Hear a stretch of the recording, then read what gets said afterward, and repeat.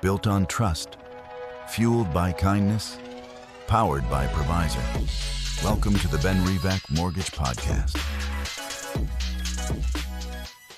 All right, Zach, I know you have a lot of experience working with not just new buyers, but buyers who have second, third home, and you've been doing this for a long time. When you see somebody who is like all gung-ho to buy a house and you go and see it and they absolutely love it, and you look at the comps and you're like, I don't even know if this is going to appraise. Like, Yeah.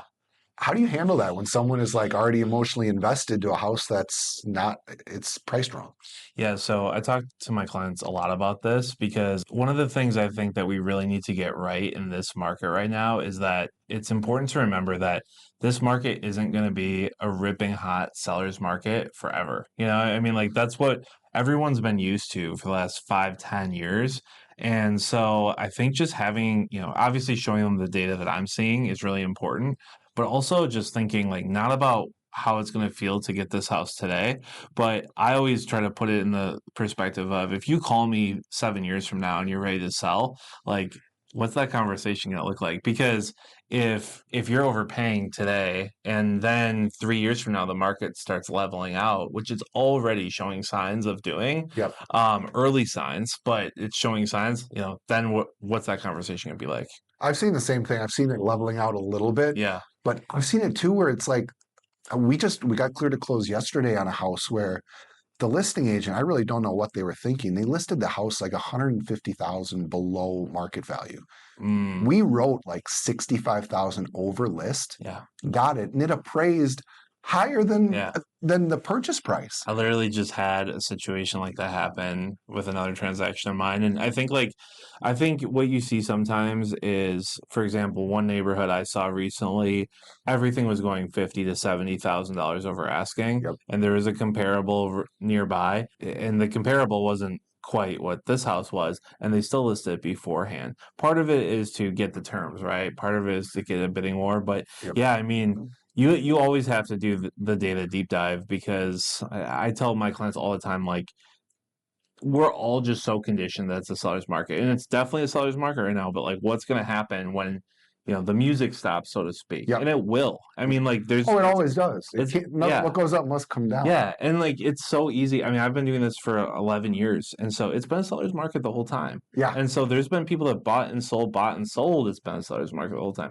But we need to remember, just look back 50 years, it will balance out eventually. And then what, Yep, it always does. Yeah, for sure. Well, that's one of the things I really like about working with you is like, I know that whatever advice and I find this with most agents who have been doing it, I shouldn't say doing it a long time, but most agents who have built a business around referrals over a long time, that's probably a better way to say it. They usually have the best interest of their clients at heart. Totally. And it comes through in how they do business, how they educate their buyers. And that's one of the things I really appreciate about working with you is that you really take the time to educate your clients so that you're slowing them down. You're not letting them make that emotional decision. Yeah, you hear them, but then you also walk them back and like, that's a great, I'm glad you love it. Let's talk through the things we need to talk through so that you're making an educated decision. And at the end of the day, it's their decision too. So it's like, I always tell people, I'm not driving, you're driving as the client. But I will definitely tell you what I think, and I will definitely show you the data. I have had times before. I've had a couple clients before that said, look, this, it's kind of crazy to hear because a lot of people think real estate is such a great investment. They said, look, this is not an investment to me. I have other investments. Those are my investments. This is my home. This is where my family's going to live, and you tell me what we need to do to get this house. I said, okay, well, you might be overpaying by this much. And they say, I don't care. I want that house. Yep. I said, okay, well, that's a different conversation, but I still need to say my piece. Yep. I still need to like get it all out there and be that advisor for them, but it's still not me making the decision. It's them, so. Yeah, I've seen that a few times, even with first-time buyers, where they'll try to they'll want to be super aggressive. Yeah. And one of the things that I'm in the same mindset of letting them make an educated decision. It's their decision. Yes. But my job is to educate them. Yep. And so for a buyer who wants to like waive an appraisal or write an appraisal gap, it's really easy to take the time to model what the financing looks like for both scenarios. Yeah. And when I can show them, here's what it looks like if it appraises, here's what it looks like if it comes in at the full appraisal gap, Here's what your payment is for both scenarios. Yep. Here's what your cash to close is Yes. for both scenarios. They can see that side by side, and all of a sudden, it's an easier decision. And Yeah. sometimes there's virtually no difference. I mean, I had a first-time buyer, another one, we just got clear to close earlier this week. They wrote a $15,000 appraisal gap. First house ever. I think they were at purchase price of maybe it was low 300s. I forget the exact number. The only difference, if the gap came in at a full 15,000, was $16 a month in my cost. It's crazy. I know. Yeah, so I've done that with a ton of clients as well, and I think like the big thing I find is running the numbers, every which way and making sure that they understand even like worst case scenarios. Yeah. But it's crazy how like low the worst case scenario can be sometimes, like what you're talking about. And so like I think a lot of times people hear like $15,000, they're like, oh man, but when you can do those loan modifications, I mean it's a crazy, it's a crazy edge to have in this market. Well, and even going from 5% down to 3% down, if they have really good credit or their income is below 80% of the county median, their PMI difference might be 15, $20 a month. Yeah. And if you can write a gap of even 2% on a $350,000 purchase, like all of a sudden you're writing a gap of $7,000. The guy next year wrote the same price with no gap and a limited inspection, but you got a limited inspection too. Who are they going to pick? Yeah. They're absolutely going to pick yours. Here's a question I have for you, and this is something I've been thinking a lot about, I'm curious to get a lender's perspective. So I feel like in the last, really since COVID, like like the aggression on appraisals has been it's exploded. Like not just a gap, but fully waiving, because sometimes even if they're financing it, they can fully waive it. Yeah. What do you think that's going to do to like the whole appraisal process? Because I'm thinking of some deals I've done this year, and we had a low appraisal, but because of the gap or the loan modification we just talked about, like it still went for the sale price. Like, do you think that the industry might change eventually? Or like, I mean, I just kind of wonder, because like, are banks going to be worried about people doing that? I don't think banks are worried too much, because at the end of the day, what the investor's concerned with, and the real purpose of the appraisal, what I tell buyers is the appraisal is there to protect you in a sense. Yeah. But if you were paying cash, you would not need to get an appraisal. Sure. You can pay cash whatever you want. True. The real reason for the appraisal is to protect the investor. And there's this thing called risk-based pricing. And because of fair credit laws and how lending has to be done, especially for mortgages, mortgage rates are determined on a fixed set of variables. We can't just decide like, hey, here's what we're going to mark your loan up because X, Y, and Z. It's very structured. And so when an appraisal is done, the appraised value in the loan amount creates something called loan to value. It's the loan relative to the value of the collateral, which is the house. And when you have a buyer who says, I'm willing to pay above and beyond that value, we don't care as the lender. Yeah. It doesn't matter. As long as you have the money to bridge that gap, you can buy it for whatever you want. But so from an investor, from a lender perspective, I don't see anything really changing. Sure. What I do see frequently, though, is it puts appraisers in a unique spot, because the appraiser gets the purchase contract before they go out and do the appraisal. So they're aware that the buyer's already agreed to a gap. Yeah. And so what I usually tell buyers is, interesting. Yeah. The appraiser's going to know you agreed to a gap. So if you're going to write a gap, you need to plan for that gap to come in, the whole gap. Plan for it. Totally. Yeah. Because if an appraiser looks at comparable sales and they're like, there's a lot of discretion. There's a lot of discretion in underwriting. There's a lot of discretion in appraising. And so an appraiser could look at a situation, if it's really on the fence, do you think they're going to put their license at risk to appraise it at value when there's a gap in there? Totally.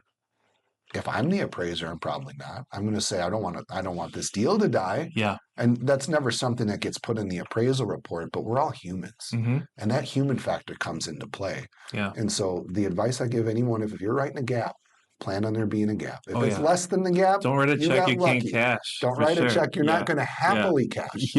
Make the best offer you can make and still sleep at night. I had somebody one time write a pretty large appraisal gap. Yeah. And it appraised out. We were good. But he texted me later and he said, Oh, thank God that, Ah, thank God, because like we would have been in trouble then. oh Appraisal. no. Like you didn't tell me that when we wrote the offer. Yeah, So that's always kind of scary to hear after the that fact, is that So, is yeah. Well, I had this one. It was the one I just mentioned about writing 60 some thousand over list price. hmm They wrote a gap of 55,000, hmm and they made the offer sight unseen on the house. Okay. Yeah. So it was like, I mean, they knew exactly. We talked a lot before they wrote the offer. They knew exactly what they were doing. It was an educated decision.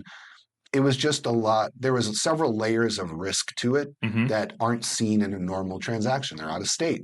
Yeah. They're the value. I mean, I looked at the comps too before they wrote the offer, and it's like, yeah, they listed it really low. I don't know why they do that, but Yeah. they did it. So Yeah.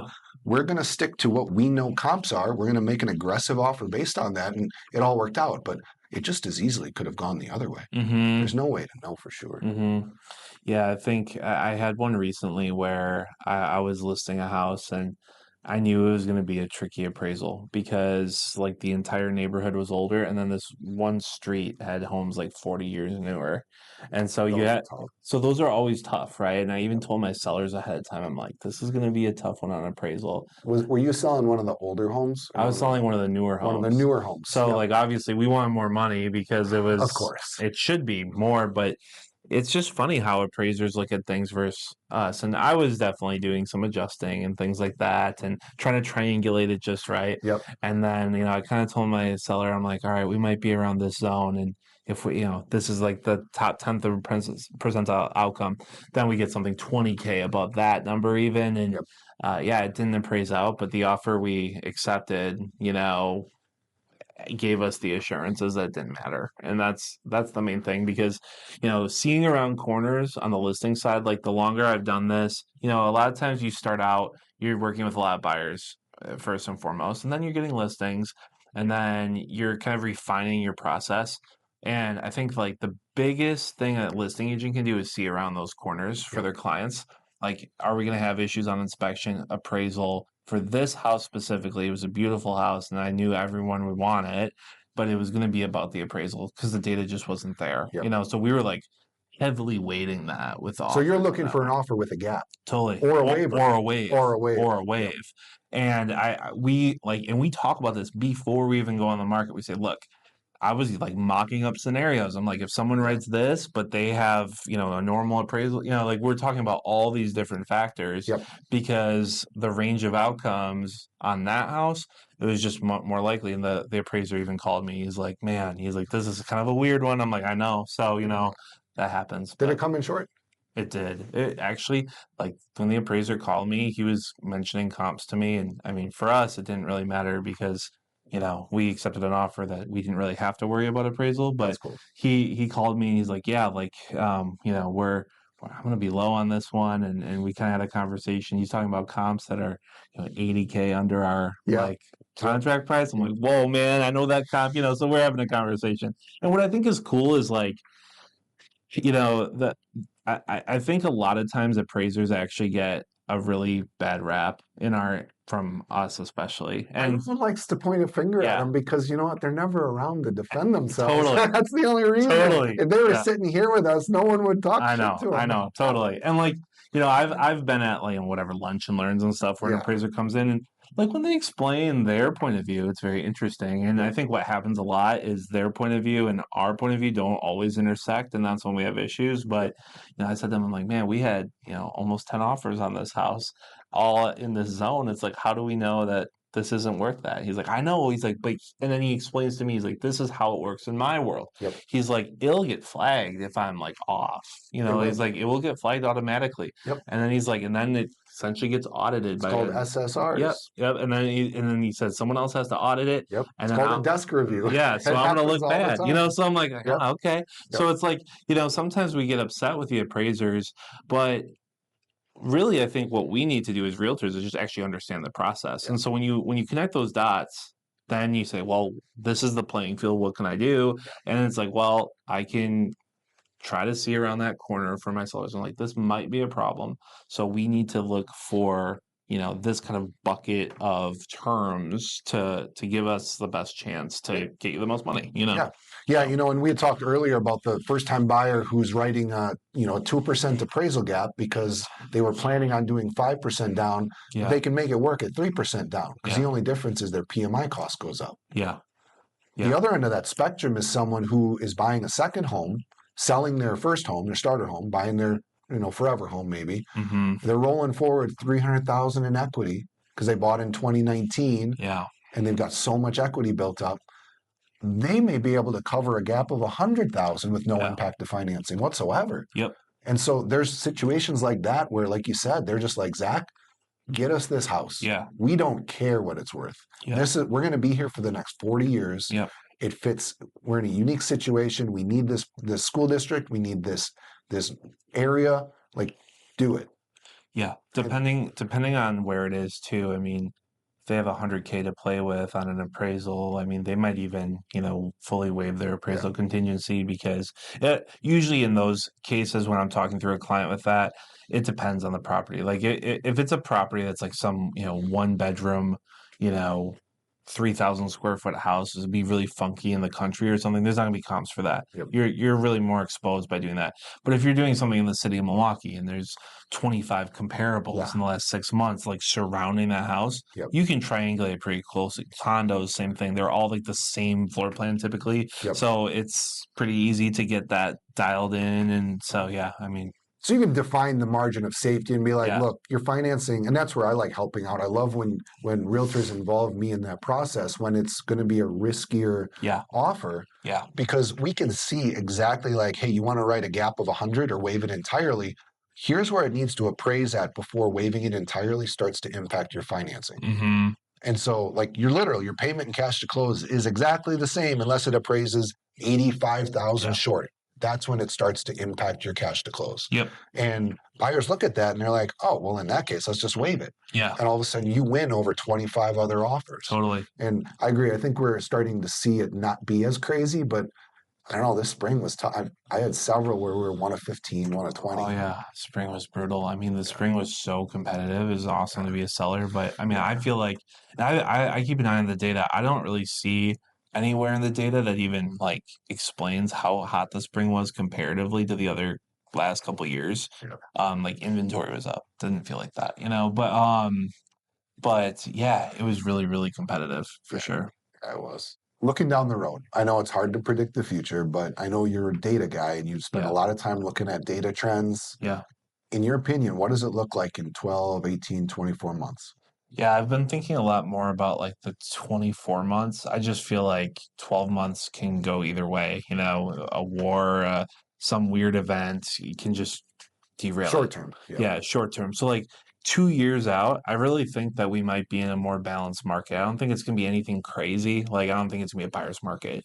But the last 3 years, year over year, we have seen increases in inventory. And then when you look at other parts of the country, it's really swinging that way hard. We're Yep. still one of the hotter kind of holdouts in the We've country. lagged though, right? I Yeah, mean, we've exactly. lagged the entire, like in the last Exactly. decade, Milwaukee market has lagged. That's what I keep thinking of. Yeah. So I keep thinking of like these national realtor groups I'm a part of. People are like, "Oh man, it's so slow here," or like I keep reading articles like buyers have the power again. And I'm like, not here really yet. Not And so yet. what I keep thinking though is like that will hit us Yeah. eventually. It just will. The Yeah. economics with building here are a little bit different than other parts of the country, but it will eventually hit, I think. And what I'm kind of waiting for is a market like in 2019. If you remember 2019, if you're in that market, it was a seller's market, but people didn't have to like waive appraisals, waive inspections. They might come in a little over asking. Interest rates, I believe, were like high fours to mid fives that year. And what I tell people all the time is everybody said at the end of 2019, okay, get ready for 2020 because the Fed's going to start hiking rates. And that's why mortgage rates went up to all the way to mid fives, which was really high then. And what happened in 2020? Yep. They obviously had COVID, cut rates to the bone. In my opinion, overcut rates to the bone. Oh yeah. And then we're way too slow to re-raise rates. Yep. And it's taken years to like lick our wounds from that. It is. I mean, and we're still seeing. I think the solidity in the obscene increase in home values is propped up by that fact because we printed so much money. Asset prices had to increase at a similar level. Yeah. And that's inflation. And that's what happens when you print a bunch of money. Yep. You know, like there's all this extra money floating around now. Guess Yeah. what? I'm going to charge you more for my house because I can. Yeah, Because totally. there's someone who will pay it. And I hear that a lot too from some folks. It's like, oh, these sellers are so greedy. These sellers are actually just looking for what the market is determining their house is worth. Yeah. And it's really tough from the first time home buyers. What do you tell first time home buyers when you sit down with them the first time and you break down numbers for them? I mean, what does that conversation look like? Well, I call it a total cost breakdown, but Mhm. it's just an Excel spreadsheet that I build. Yeah. But I think I personally, it's like the backbone of my business Mhm. because it allows any buyer, I customize it to their situation. They can put any purchase price and tax bill into that spreadsheet and it'll show them as close to exact numbers as possible for Yeah. payment and cash to close. Yeah. And I have a lot of realtors that I work with who they use that with every client before showings because they want to make sure that they're not showing them, you know, if they're going out on a Sunday afternoon, the buyer wants to see 8 houses. Mhm. They want to make sure that, and the houses range from 300 to 450. Right. They want to make sure that all 8 of those are within the buyer's range of comfort for Totally. payment and cash Yeah. to close. Yeah. Because they don't want to waste time. Like Yeah. I know you don't want to spend 7 hours doing showings when you could whittle it down to 2 hours. Totally. And so that's really what I focus on so that a buyer knows before they ever even get out to see a house exactly what that range of options look like. And then I also, if they do want to talk through the numbers, about half the time people don't even want to talk through it. They just look at that breakdown. It kind of answers their questions. They never call me. And next I hear, oh, we're under contract. Awesome. Let's get rolling. Nice. But the ones that do want to talk through it, I always try to advise them on like the state of the market.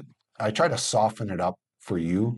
So when you talk to them, it isn't the first time they've heard about appraisal gaps, writing over a list, inspection, gaps. I don't forget limited inspection contingencies where you have we're not going to ask for anything over 5,000. Yeah, we call it like a gap too. Inspection gap. Mm-hmm. So that's really what I focus on when I'm talking to first time buyers and repeat buyers too.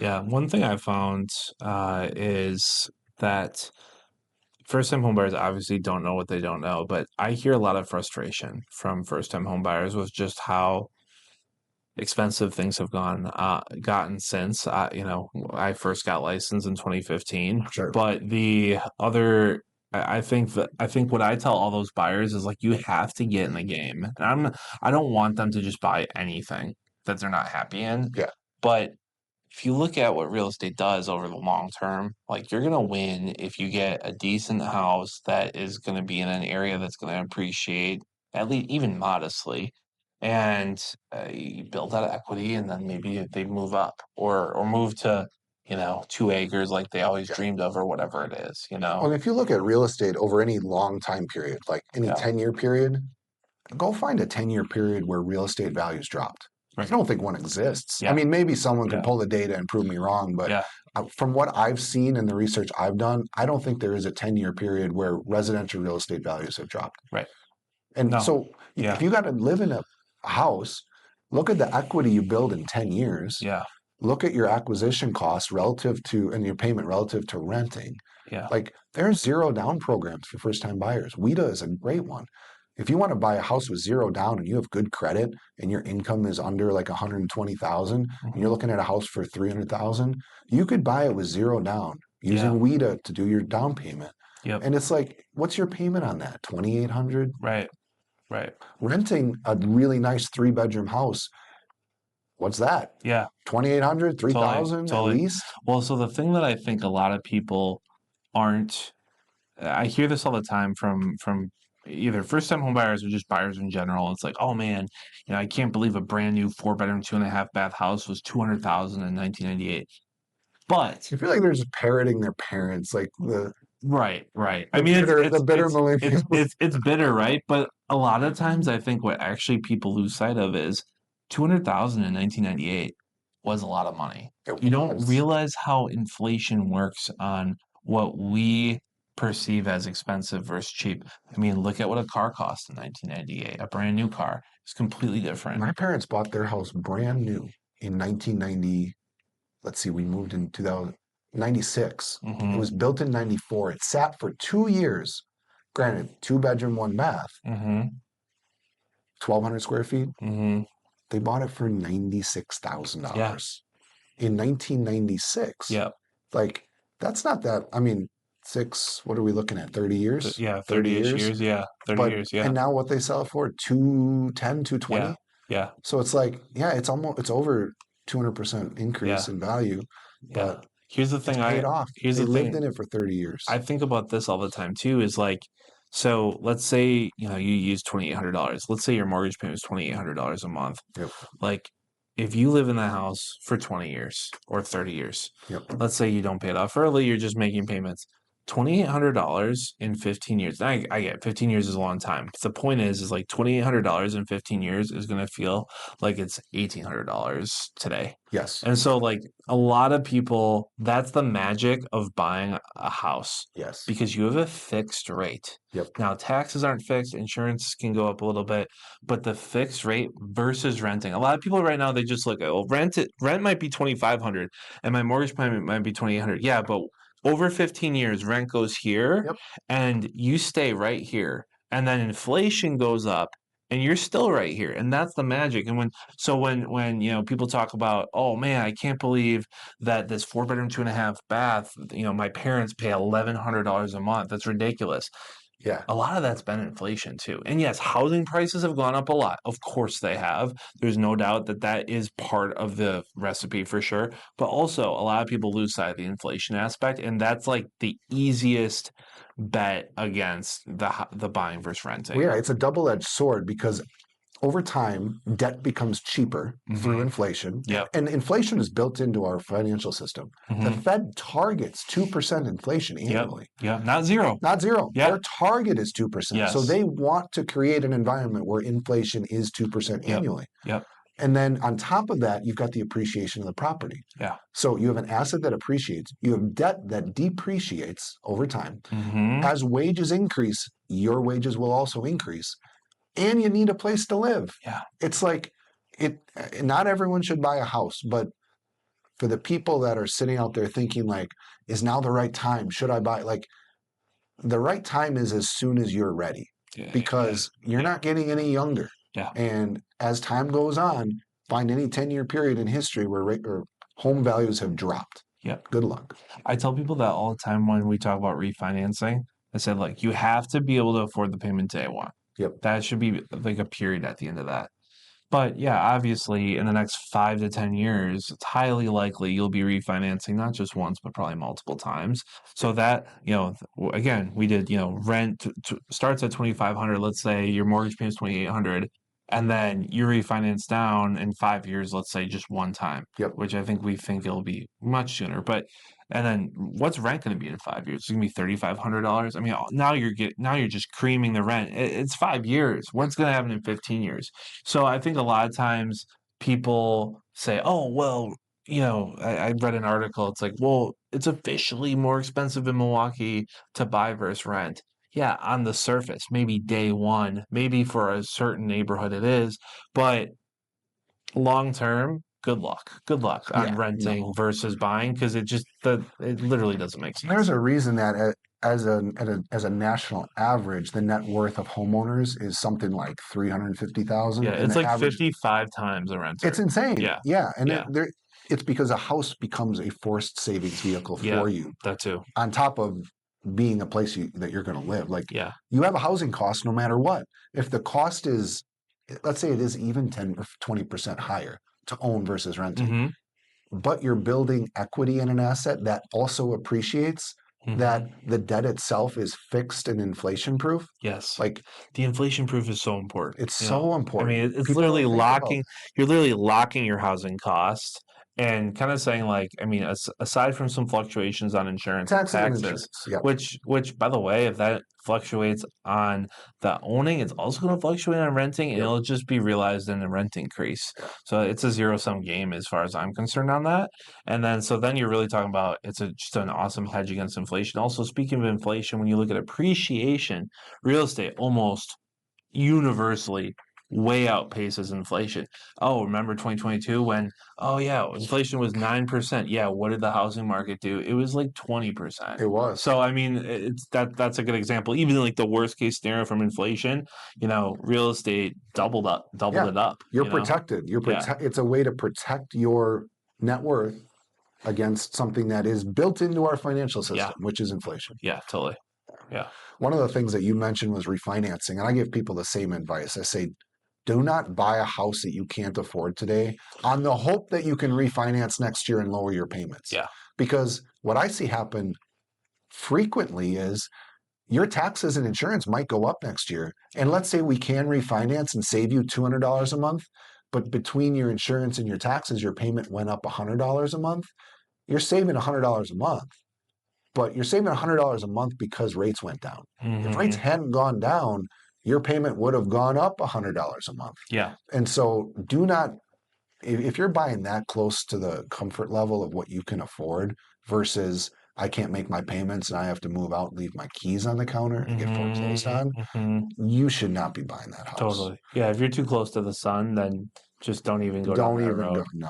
Or you have to adjust your budget. I mean, I've had conversations with people too who are like, okay, we could afford, we were pre-approved. We could buy this house for X, but we wouldn't be able to do anything. I was like, well, do you want to live that way? I mean, I guess maybe some people do, but it's like, well, don't buy it then, maybe. Yeah. One of the things we were talking about earlier, one of the things I'm proudest of is if you look at my client reviews, there's this. I actually got a referral recently and told them this. Go look at my reviews. There is a huge trend in there that I will talk someone out of buying the wrong house. Yeah. I'm really proud of that because when you're signed as a buyer agent, we're working on the behalf of the buyer as a fiduciary, and it's just coming through a lot from a lot of clients. And it's like, hey, Zach actually thought that one was not a good choice for us because X, Y, and Z. It's still their choice, but that was something that I got a referral recently and said, just look at those, and that I think that speaks to my integrity, which I'm really proud of. So yeah, same. I really love it. The only review I ask for is a Google review, and you go through and read mine. It's the same thing. It's like there's a common trend, and it's that we're giving unbiased advice, and we also are fiduciaries by law. Yeah. Which, for anyone who doesn't know, being a fiduciary means that by law, we're required to act in the best interest of our clients. And that's not true for all industries. There's a lot of industries where fiduciary duty does not exist. Yep. In fact, up until about 9 years ago, financial advisors were not required to be a fiduciary. And that was a big change in that industry. Yeah. And there's a lot of implications with that. But and the products that they can sell and how they can sell products that make them more money.